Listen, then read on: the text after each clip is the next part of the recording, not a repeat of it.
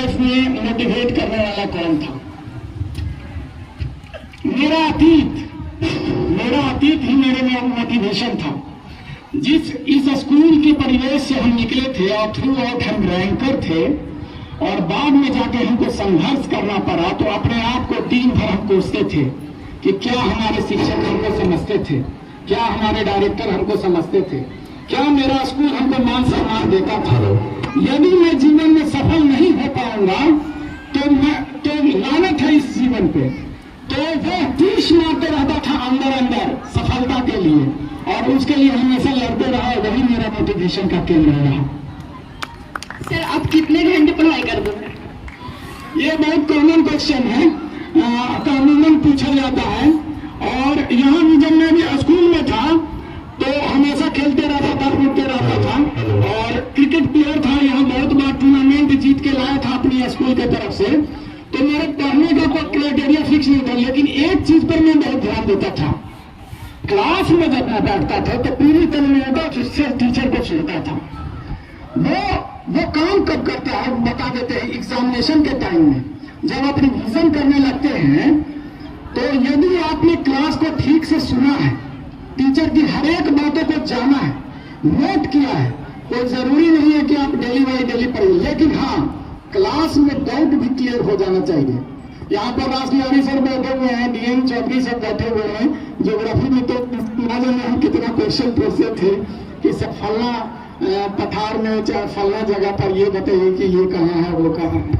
पीके sir बैठे हुए economics में बहुत सारा पूछते थे। विनय सर है, थ्योरम जब सोल्व करते थे विनय सर, तो उन समय विनय सर स्ट्रगल करते थे, हम लोग भी स्ट्रगल करते थे। और थ्योरम में जो डिडक्शन होता है उसको भी हम लोग सोल्व करते थे। नहीं विनय सर, कहाँ है सर?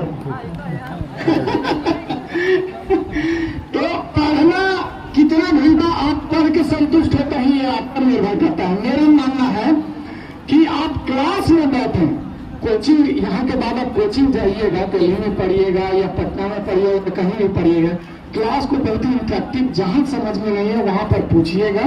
और देखिएगा कि यदि लेंदी हो रहा है, क्लास को आप लिंगर कर रहे हैं बेवजह, तो आप बाद में भी टीचर से जाके पूछ लीजिएगा, वहां पर डाउट क्लियर हो जाएगा। आप 2 घंटा 3 घंटा 4 घंटा 5 घंटा जितनी आपकी कैपेसिटी है उस क्षमता के अनुसार उतना पढ़ लीजिएगा, और थक जाइएगा तो सो जाइए, और फिर उठिएगा फ्रेश होकर के तो फिर पढ़ लीजिए।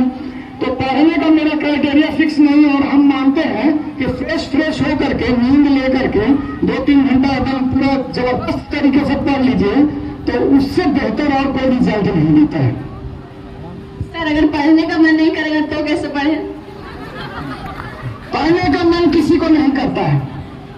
ऐसा नहीं है कि ये जो जज्बात और फीलिंग आप में आ रही है ये कोई नई बात है। यहाँ पर हर एक विद्यार्थी जो खड़ा है उसके मन में रहता है कि पढ़ने का मन नहीं करता है तो क्या करे। तो पढ़ने का मन नहीं करता है तो यही सोचिए कि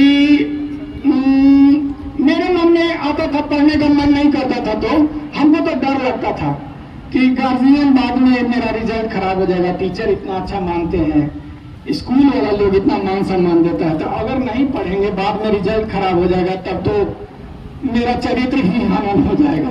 तो इस वजह से हम तो पढ़ते थे भाई, और इंटरेक्टिव हमेशा रहते थे। तो कुछ डर होना चाहिए, और कुछ मोरल सेट कर लीजिए अपने आप में, मोरल सेट कीजिएगा। कोई पढ़ने के लिए जबरदस्ती नहीं है, गार्जियन के सामने लोग बैठ जाता है झूठ मूठ के पढ़ने के लिए, लेकिन उससे कोई फ्रूटफुल नहीं है वो। कुछ अपना मोरल सेट कीजिए कि हाँ हम नहीं पढ़ेंगे तो क्या इसका कंसिक्वेंस होगा, क्या इसका परिणाम होगा, तब आपको पढ़ने में ठीक ठाक लगेगा। और एक टारगेट ले लीजिए कि इतना कर लेना है, इतना कर लीजिएगा तो हो जाएगा, बहुत है। सर, 10th के बाद कहाँ पढ़े थे आप? 10th के बाद पटना में रहा बहुत दिनों तक। उसके बाद मैं कोटा गया था, कोटा वहां पढ़ा, लेकिन कोटा से आया तो भी सफलता नहीं मिली थी। उसके बाद कुछ दिन पटना रहा, उसके बाद NIT वारंगल में मेरा एडमिशन हुआ, और B.Tech मैंने वहां से किया सिविल इंजीनियरिंग में।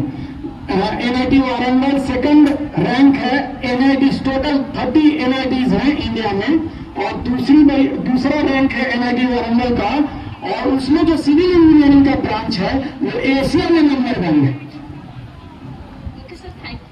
सर, हाथ मिला सकते हैं? कोई और पूछना चाहते हैं? जितना पूछिए।